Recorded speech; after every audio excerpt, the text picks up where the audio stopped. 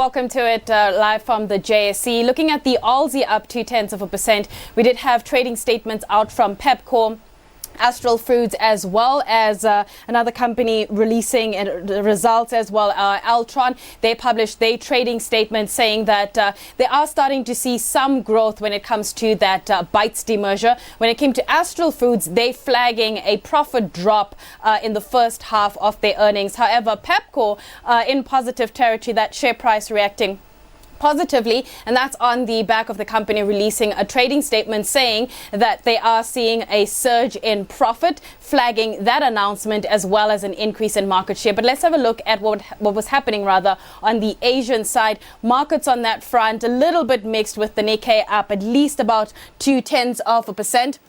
Looking at what was happening on the Asian side of things, look at the Chinese markets. They're closing a little bit higher, with the Shanghai Composite up 0.4%. The Shenzhen Composite of the other side up 0.9%. We did see the Hong Kong in Hang Seng Index rather trading up 0.4%.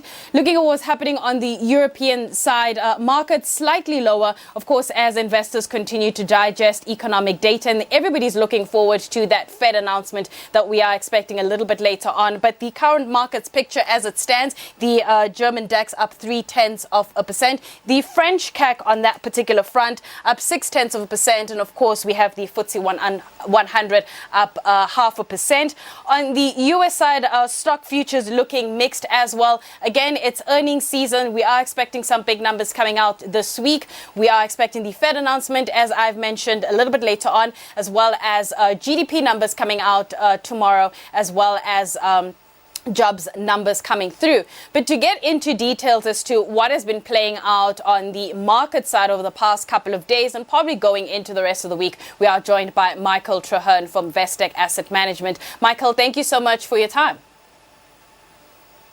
Pleasure to be here. So we've had earnings season, a whole host of companies publishing their numbers. Some of them are beating Wall Street expectations. But from a Vestec point of view, what do you make of earnings season so far? I think it's been a fairly good earnings season. This is the crucial week, though, as you're pointing out. It's big numbers coming through. We've got the likes of Apple and Facebook this evening. Last night was the other mega caps in the form of Google and Microsoft. But all in all, about 85% of companies beating analyst expectations. And that's the reason why stocks are currently trading in record high territory. You're seeing companies doing better than expected, bouncing back from the COVID lockdowns of last year in a very strong way. A good profit rebound, record low interest rates. All these things culminate in record high markets. And as an equity investor, that's what we like to see. And what investors also like to see, I don't know whether it's a good thing or a bad thing, is a busy week like this week that we have. Today we've got, President Biden addressing Congress. We've got the Fed rate decision. We've got Apple earnings, Facebook earnings. Which one of those pieces of information or events will you be keeping an eye on, and why? I think they're all important. I think the Biden thing is what he's going to talk about has probably already been forecast to markets, so that's going to be a non-event. Fed interest rate, we already know the rates aren't going up, but what tone does Jay Powell, the president, the chairman of the Fed, come out with?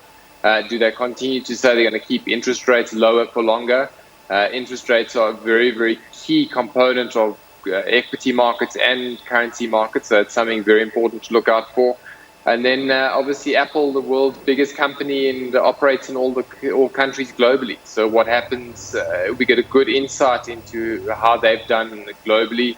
Are they producing the record profits? And being the biggest company, any small move in their share price has quite a big move on the overall market. So very big events coming out. It's not a normal day. In a week or in a time like this where everything seems to be looking up, there's a lot of positive sentiment moving through the markets. Do you then wait and see if, the media starts reporting articles that indicate a possible pullback or contraction when it comes to U.S. markets, considering that they've performed as they have over the past few weeks or so? Research shows that the market has more up days than down days. It also shows that it's completely random in the short term. So it's at Bestech, we will be the first to say we're not market timers. When the money's ready, get into the market.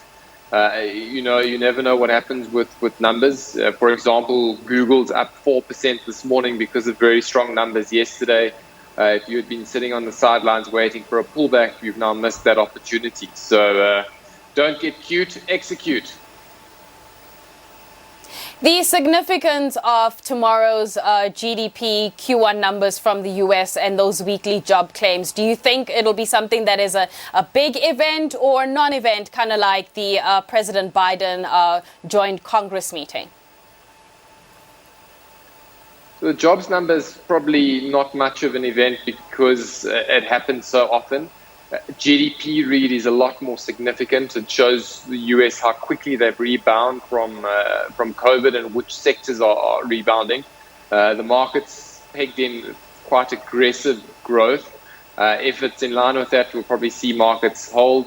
If it's lower than that on a significant basis, you'll see a move in the stock market. And then obviously, if it's a lot better than expected, you'll see stocks moving even higher. So GDP is definitely a significant number given its importance in global economies and also the infrequency of the number being reported.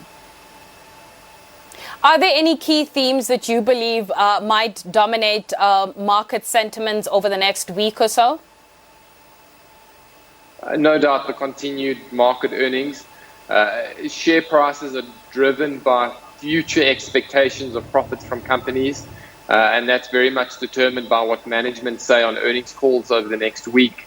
Also, what profit numbers these companies have been reporting. So it's no doubt by a long way, earnings results are going to be driving the market, and it keeps it fun and interesting for us asset managers. All right, Michael, thank you so much for your time. That is Michael Traherne from Bestech Asset Management. Interesting, although we do know that the guys from Bestech always publish a daily note. And if you do subscribe to that particular note, you might find Michael's banter a little bit interesting, where he talks about the Turkish lira and where he sees inflation performing at that particular part of the world, and how the value of the Turkish lira halving against the dollar over the last 3 years. And the core messaging in his particular banter is that governments should leave the central bank alone, and that developing nations can't print money to cover massive budget deficits. Always a very interesting note, and always very interesting talking to the likes of Michael Traherne from Bestech Asset Management. As he mentioned, lots to look out for the rest of the day. That Fed meeting, we will dissect it a little bit more detail tomorrow when we speak to our market watcher. But that's it from me at the J.